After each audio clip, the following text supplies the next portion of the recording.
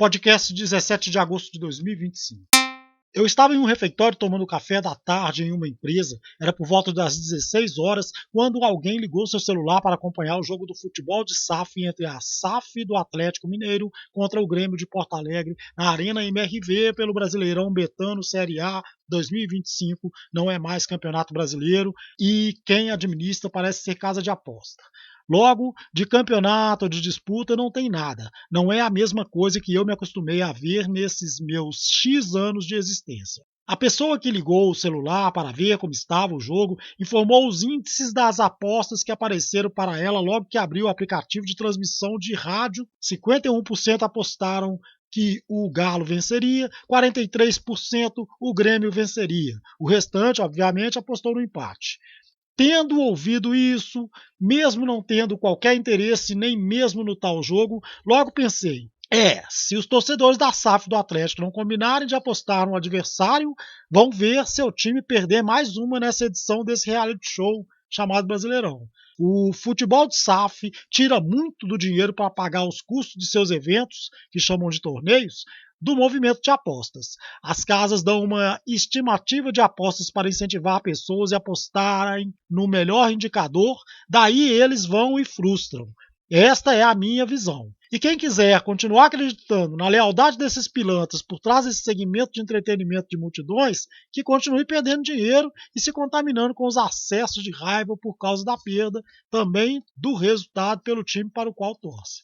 Eu não tenho mais paciência para acompanhar isso que antes era chamado de futebol, por isso eu não mais vejo o jogo. Do Galo, é óbvio, porque eu nunca via de qualquer outro time ou seleção nacional, em estádio, pela TV ou pelo rádio. Então, quando cheguei em casa, liguei o computador e acessei o Google, pelo qual eu soube que o time perdeu por 3-1. Daí resolvi fazer esse vídeo que lista coisas do futebol de SAF que me faz fechar a porta e desligar a luz de vez para o futebol.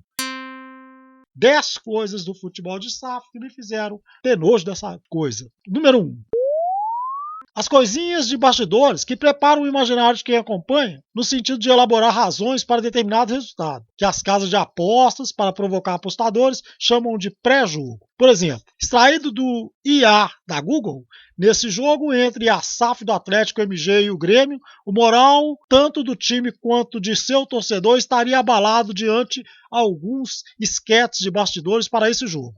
No Atlético Mineiro, o zagueiro Lianco está fora da próxima partida após sentir um desconforto muscular na coxa esquerda no duelo contra o Godoy Cruz. Com isso, o técnico Cuca opta por escalar o jovem Ivan Roman ao lado de Júnior Alonso na defesa. Outra possível opção seria Igor Rabelo, mas o zagueiro já se despediu do clube após 6 anos e nem chegou a ser relacionado, pois está de saída para o Fluminense.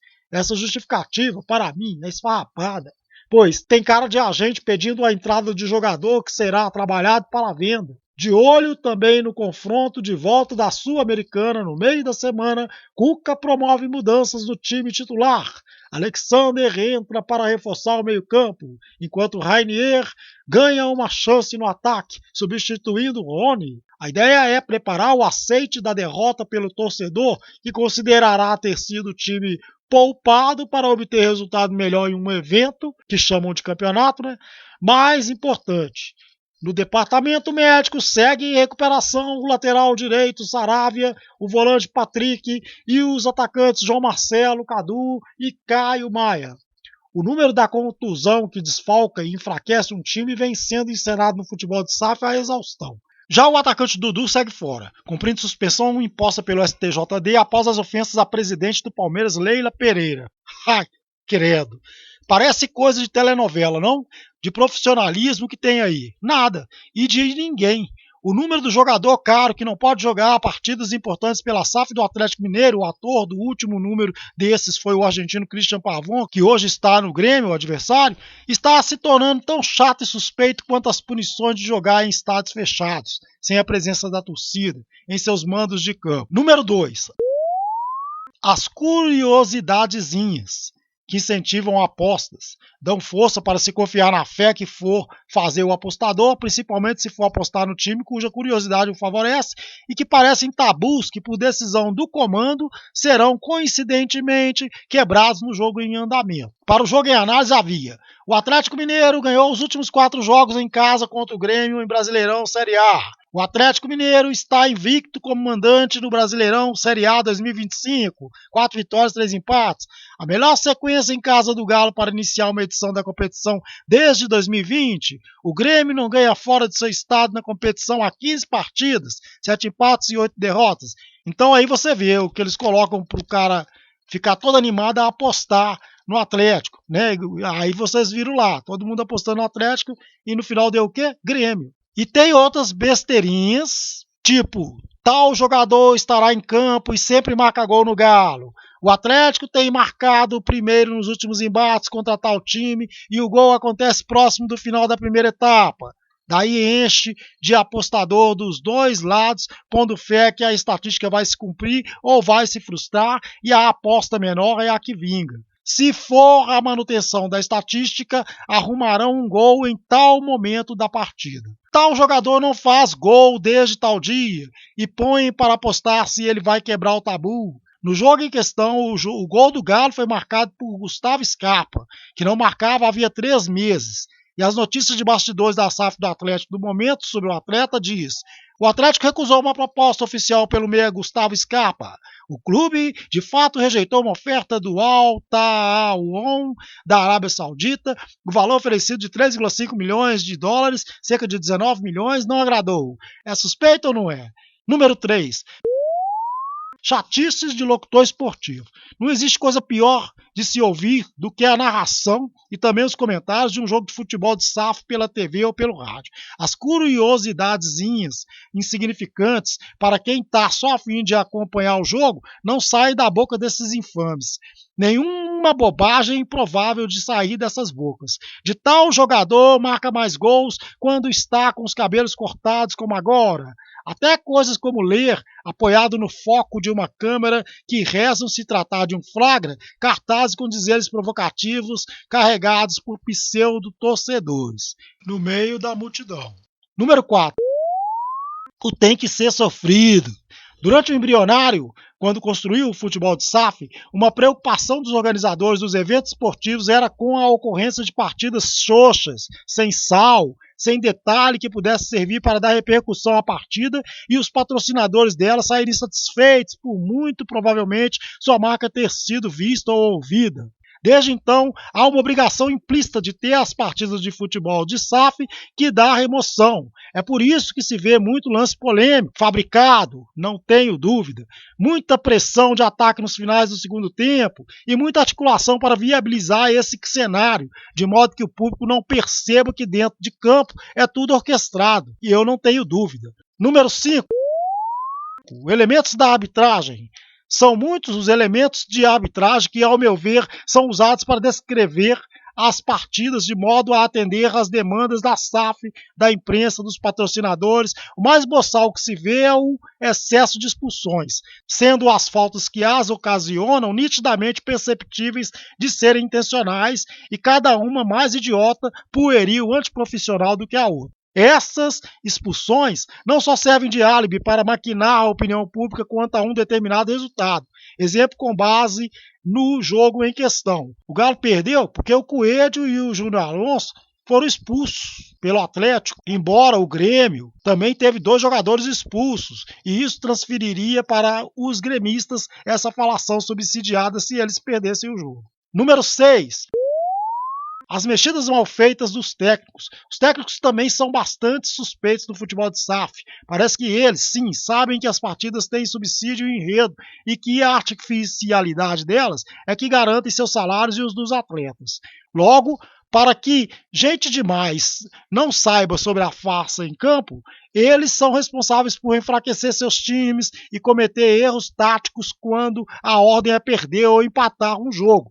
Às vezes já vão para o campo com o resultado conhecido, às vezes o resultado depende do movimento de apostas online, que eles ficam atentos lá no banco de reserva para receber o que eles têm que fazer. E os atletas, se eles também soubessem disso que os técnicos saberiam, né? Lógico que é a opinião de nós céticos, aí é muita gente sabendo, então não precisa dos atletas saberem, basta o técnico, a arbitragem, o VAR, a imprensa para dar o toque, né? Para dar a narrativa, que o torcedor vai acreditar na narrativa, porque é assim, futebol de narrativas, o futebol atual, o futebol de SAF. Número 7. O maldito VAR. Desde que esse instrumento de manipulação das partidas de futebol entrou em cena, o futebol deixou de ser futebol. Não se pode mais comemorar gol, por exemplo, enquanto a maquininha não for checada. As imagens vindas de câmeras exclusivas para o aparelho sofrem de gente como eu, programador de softwares, acusações de passarem por edição mediante aplicações de inteligência artificial para validar uma decisão. Logo, um gol legítimo que ocorre quando não poderia acontecer, porque mexeria na tabela de um campeonato de modo a dificultar ou não permitir cadência posterior, ou frustraria o ganho com apostas pelas casas de apostas, seria anulado por meio de artificialidade quando foi completamente legítimo. A inteligência artificial, é lógico, é nossa opinião, de nós sete que não acredita nessas cúpulas aí. Número 8. As partidas são prorrogadas em cada tempo, mesmo quando o futebol era agradável de se acompanhar por nós X e membros das gerações anteriores, os 2 ou 3 minutos de acréscimo só no segundo tempo aconteciam, não mais do que isso. E acontecia naturalmente, a apreensão e desejo de que a partida terminasse ou que o time aproveitasse o prazo para marcar um gol e mudar seu destino, era espontânea, não era cadenciada, administrada por esses malditos narradores, comentaristas, locutores esportivos. Hoje dificilmente se pode contar com menos do que 10 minutos por tempo de jogo. E isso já ficou muito chato e nada emocionante. Tem aquelas faltinhas que eles arrumam lá perto da área. Se tiver que ser gol, vão arrumar um jeito de ser gol. Se não tiver que ser, é só para assustar, só para apavorar, para dar emoção. Isso é muito chato. Não, é porque é muita coincidência, vocês não acham? Sempre tem aquela faltinha ali, aquele pênalti no finalzinho do jogo, né? Geralmente o cara perde, porque vai para aposta também, né? Se o cara, eles vão apostar se o cara vai fazer, aí, a não ser que apostem mais, que o cara vai perder. Que aí elas vão perder dinheiro, eles vão falar, pode fazer o gol. Vão dar o comando pro cara fazer o gol. Aí depois eles dão mais 10 minutos para poder o árbitro arrumar um gol de empate para outra equipe, se não era para ser gol. Todos os que acompanham pela TV desligam o aparelho e vão caçar algo útil para fazer nesses momentos. E as justificativas que dão não são contundentes para quem tem um pouco de senso crítico. O que fazem com esses acréscimos, na minha opinião, é explorar apostas e audiência para veículos de comunicação. Número 9. Os confrontos. Atlético Cruzeiro nas quartas de final da Copa do Brasil 2025 foi cantada a pedra por mim em um vídeo juntamente com os resultados de CRB versus Cruzeiro em Maceió e a disputa de pênaltis na Arena MRV, pelo qual o Atlético MG eliminou o Flamengo Rio de Janeiro. E no livro Força Estranha, a epopeia atleticana, mostra no capítulo sobre o scratch do Galo de 2022 a cobertura do que foi a Copa do Brasil daquele ano, que mostrou como é duvidoso essa coisa de os confrontos que definem as etapas desses certames serem tão rentáveis e típicos de grande repercussão, de modo que acreditar que surgem após sorteio é coisa de quem é muito passivo para aceitar a exploração de sua fé e idem sua adesão ao que vier dessa exploração. Para mim, patrocinador é que perde os confrontos, pois dá atenção a esses confrontos, desde o dia após o suposto sorteio e respectivas apostas, é que seria gerado o dinheiro que pagam para os times a cada fase ultrapassada. Número 10.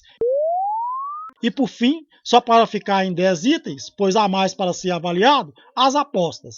As apostas se unem às assinaturas de pay-per-view, cartões sócio-torcedor e bilheterias extras para gerar o montante necessário para contabilizar o dinheiro que o circuito deseja faturar. Dependem delas também o valor a ser pago como premiação por prosseguir numa competição ou pela posição final em um certame de pontos corridos e rebaixamento. Aliás, a figura do rebaixamento no Brasileirão é também esquema de arrecadação com exploração de atenções e poderia estar entre os 10 itens que me fizeram ter nojo do futebol. Há várias propostas boas para acabar com o tal destino besta no campeonato, mas as lideranças não confiam em perder a moeda.